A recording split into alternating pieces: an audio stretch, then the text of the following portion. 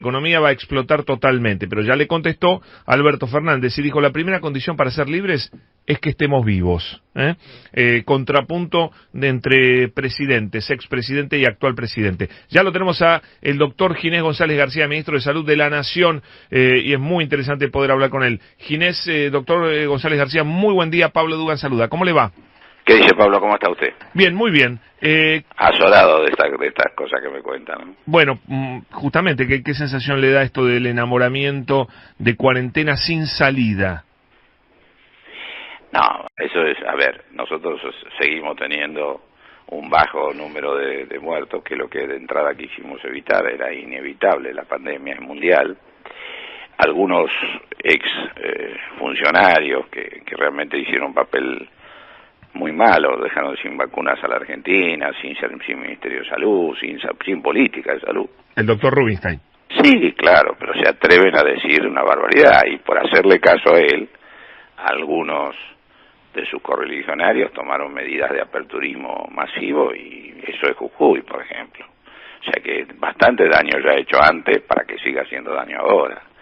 Usted dice que el problema de Jujuy fue por malos consejos del seguramente, porque también Mendoza ha actuado porque él es el consejero y está allá y dice cosas, pero la verdad es, mire, no solo ha sido un pésimo ministro, sino es un peor exministro, lamentablemente. Y no quiero hablar de otras cosas.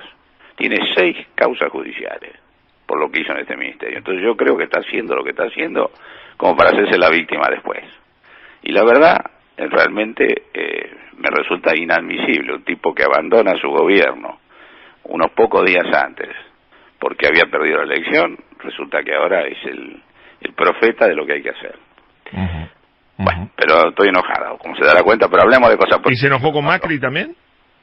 No, ese es señor que nunca le importaron los argentinos, por eso dice lo que dice de Mónaco. La verdad es una cosa inconcebible que un expresidente sea de ese tipo de manifestación. Yo no lo puedo creer, es una irresponsabilidad, y es demostrar, como demostró siempre, que le importan 3 cornos los argentinos.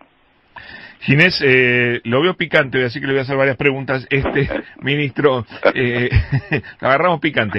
Bueno, hay como una polémica que lanzó ayer el ministro de Salud de la provincia sobre los testeos en capital y en provincia. Él dice, en provincia estamos aumentando los testeos y capital no aumenta los testeos. Por eso ellos no tienen un crecimiento tanto de casos. ¿Hay algo de eso? ¿Qué opina? ¿Cómo ve esto? Es real, los números son que hay una cantidad de testeos mucho mayor en provincias que en capital, y teniendo los niveles que tienen de 40 a 50% de personas infectadas cuando hacen los test, claramente si usted hace más test va a encontrar más gente. Entonces, en este sentido, y mucho más en un lugar que tiene 4 veces la población, 5 veces la población de la ciudad. La ciudad obviamente tiene muchos casos, muchos asintomáticos, pero hace un número determinado de testeos, y eso le da un número casi fijo. ¿Y debería aumentarlo según su criterio? Yo no sé si debería aumentarlo, debería por ahí asumir lo que estamos diciendo nosotros, a pedido de varias provincias, que por nexo se declare si llegará a pasar por el testeo, ¿no es cierto? Porque eso es lo que se hace cuando usted tiene niveles de tanto porcentaje de gente portador del virus. En realidad ya no se usa el testeo. Cuando usted llega a esos límites, en ningún lugar del mundo lo ha hecho, se hace eso de por contacto, por nexo se llama correctamente, que es lo que están haciendo algunas provincias. Que cuando, por ejemplo, hay una persona con un contacto cercano, permanente, etcétera, de alguien que esté confirmado, ese se considera que es obviamente que es portador por nexo, ¿no? Y se hace el aislamiento, porque ¿cuál es el razón de todo esto?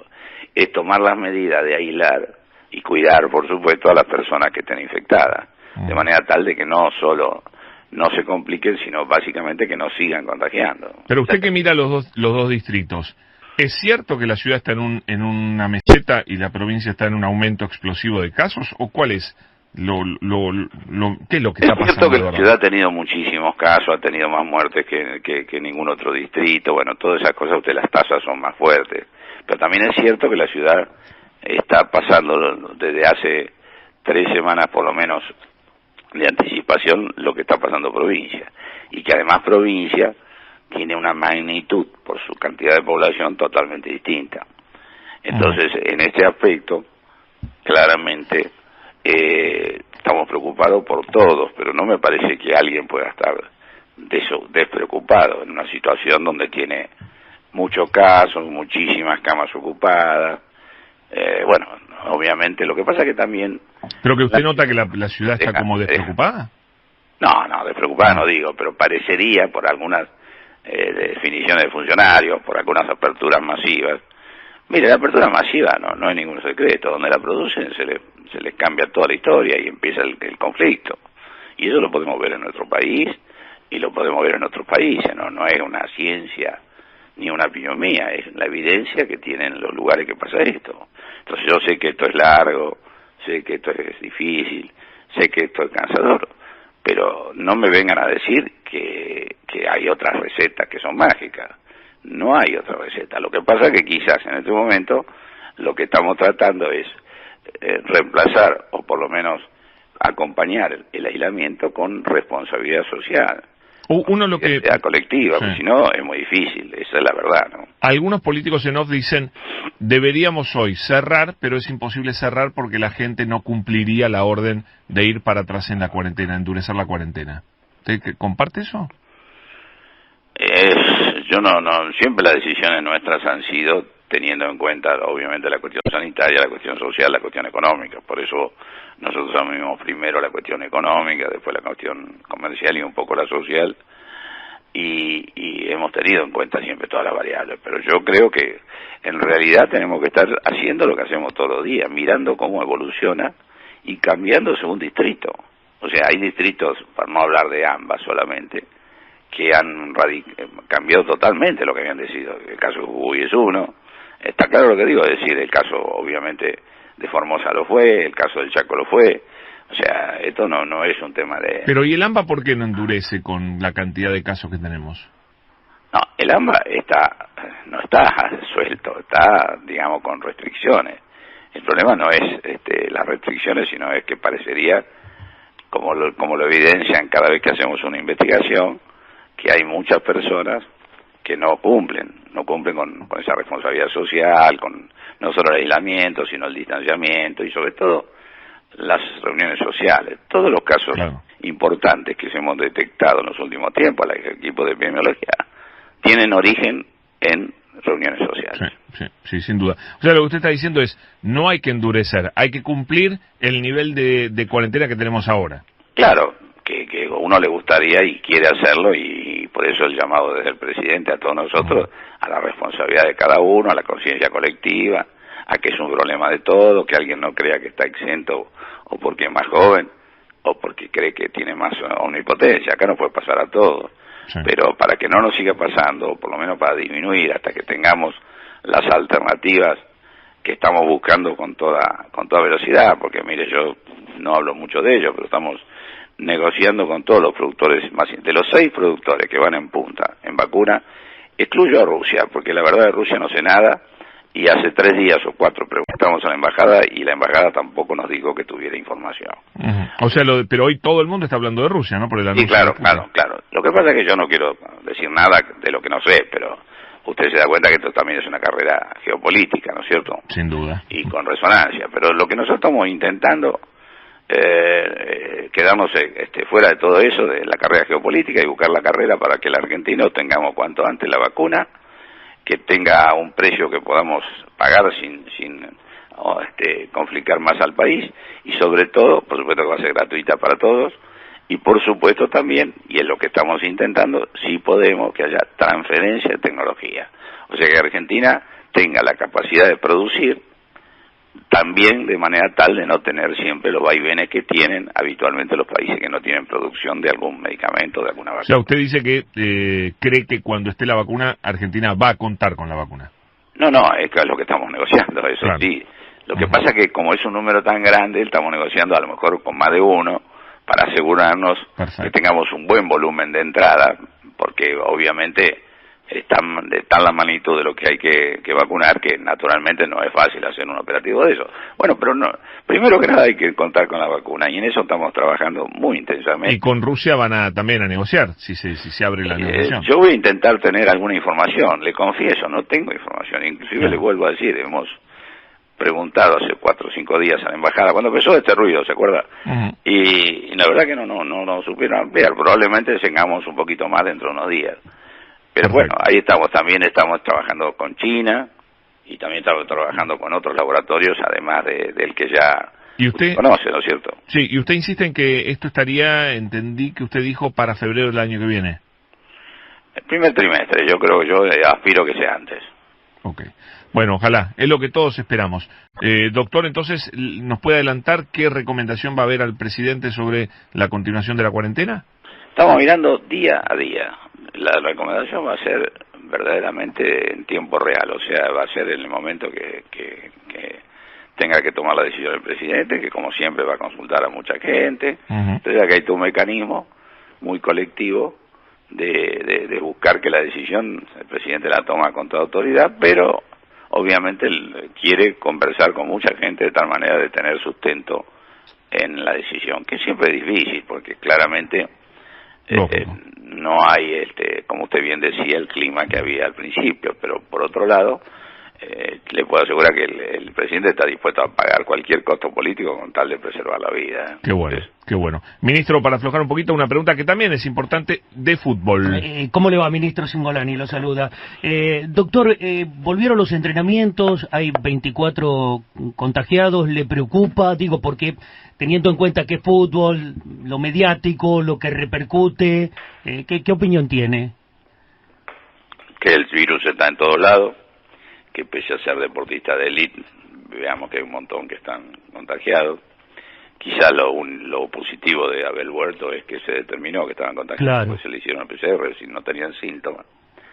Y que en verdad hay que seguir cuidándolos, no solo a los jugadores, sino a todos los argentinos. Por eso es que la autorización fue solo para entrenamiento, y como dije, y como dijo el presidente, y como dijo el jefe de gabinete, va a estar subeditada a cómo está la situación y subordinada. Nosotros si tenemos que cambiar, vamos a cambiar. Esperemos que mejore la cosa, pero ante cualquier situación que lamentablemente está pasando en otro país, donde planteles casi completos se quedan todos enfermos, nosotros vamos a actuar. Clarísimo, clarísimo. Sí, totalmente. ¿No? Sí. Bueno, ministro... O sea que si hay que dar marcha atrás en algún momento, no les va a temblar la mano. No, pero ¿sabe qué? Déjeme que diga algo vinculado con la promulgación de la ley de fibrosis quística, que pasó ayer. Uy, qué lío que se armó ahí, pero bueno. No, pero no, amigo, no lío, a ver, lo quiero aclarar, porque parecía que no, qué sé yo, que había contradicción. No, nunca hubo contradicción. Nosotros siempre quisimos proteger, como siempre pasa, a todas las familias que tienen algún chico con esta enfermedad, que es una enfermedad muy dura. Y además, siempre dijimos que era una gran ley, en el sentido de su objetivo, pero que no estaba, el objetivo era buenísimo, pero que la ley en algunos aspectos no nos gustaba. Y eso hizo que lo que ayer en la promulgación hizo un pequeño veto parcial, pero muy importante, el presidente. Por un lado, había un artículo que obligaba no a que acceda un paciente a un medicamento, sino obligaba a que el médico dijera la marca que quisiera y no se pudiera cambiar. Claro. Como se sabe, eso está en contra de la política argentina hace muchos años. Bueno, usted es un pionero en los genéricos. Claro, pero no por defender ninguna prioridad, sino porque esa es la manera que uno le obliga a la ley, no a que un paciente acceda a un medicamento, sino a que tenga que pagar un precio, con lo cual ya es distinta la cosa. Si usted prescribe una marca, está vendiendo un precio más que prescribiendo un medicamento. ¿Está claro lo que digo? Sí, clarísimo. Eso me pareció muy importante y eso fue no era el costo que usted cuestionaba, sino el tema de que fuera con nombre y apellido, digamos. Pero por supuesto, pero tiene que ver con el costo, porque en una enfermedad tan cara no es lo mismo pagar $300.000 por un paciente que pagar $80.000 o $70.000 por año. ¿Está claro lo que digo? Sí. Cuando usted tiene un medicamento que no tiene patente, que hay producción local de algunos de los medicamentos que utilizan esto y que es mucho más barata que la de un laboratorio extranjero, Bueno, obviamente... ¿Pero qué trataron de darle, digamos, la derecha a las familias que por ahí piden un determinado medicamento? ¿O fueron lobbies de...? Esa fue una ley muy irregular, porque surgió en diputados, pero fue un diputado que la presentó, no pasó a comisión, no tuvo ningún análisis. Es un artículo que obviamente está en contra de leyes anteriores y de políticas de Argentina. Y bueno, y fue lo que tratamos de subsanar cuando estuvimos con los senadores, con muy buena predisposición de ellos. Pero bueno, después el presidente y la vicepresidenta decidieron que este era un camino más rápido a ver ley, porque si usted la modificaba en el Senado tenía que volver al diputado, era ida, vuelta, y había mucha ansiedad de la familia, de la gente, tenían mucha esperanza, con razón, en la ley. Y ese fue el mecanismo. Pero bueno, bien, buena aclaración. Que tenemos ley. Buena aclaración, doctor. Gracias, ha sido muy amable con nosotros. Que sigan bien. Chao. Un gusto, El ministro de Salud, Ginés González.